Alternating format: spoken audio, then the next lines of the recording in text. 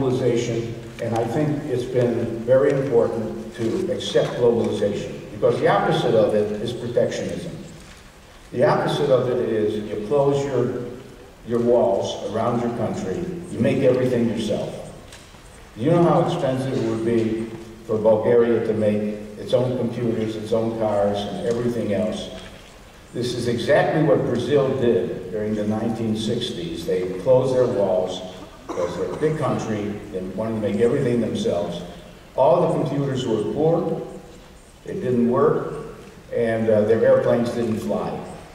So we want a world where people can buy from where it's best to buy, and they can produce things where it's best to produce things.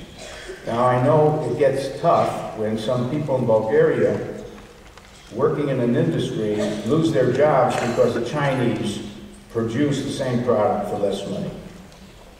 But if you really look at it, you've got to also realize there are people in Bulgaria who make things that they sell to other countries, and if you start putting up walls, they will put up walls. And then we get back to the 1930s when it was called beggar your neighbor. You would each make a beggar out of everyone else and yourself. But there are two things to add to globalization.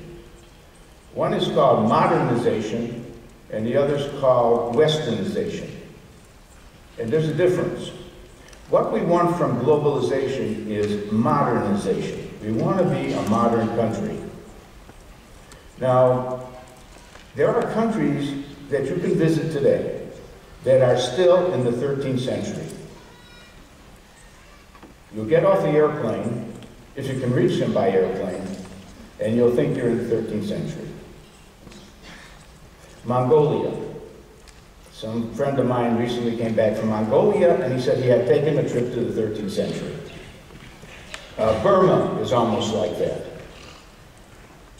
That's not modernization, because what modernization is a belief in education for everyone, as good as it can get, and health for everyone, and women and men more equal, and a number of other things. So we're for that. Most of us, I hope all of us, say that's what we want. We want to be modern. We want to be part of the modern world.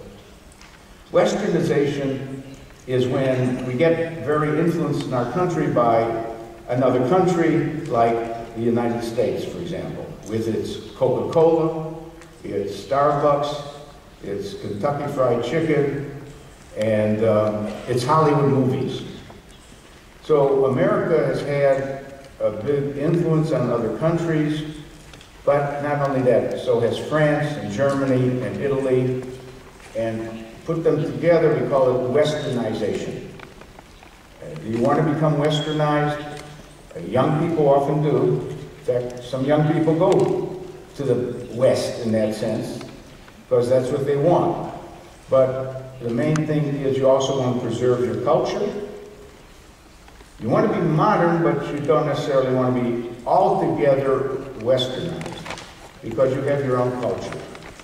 We were at a very fine restaurant last night. I ate Bulgarian food. It's delicious food, and you want to keep aspects of your culture. Okay.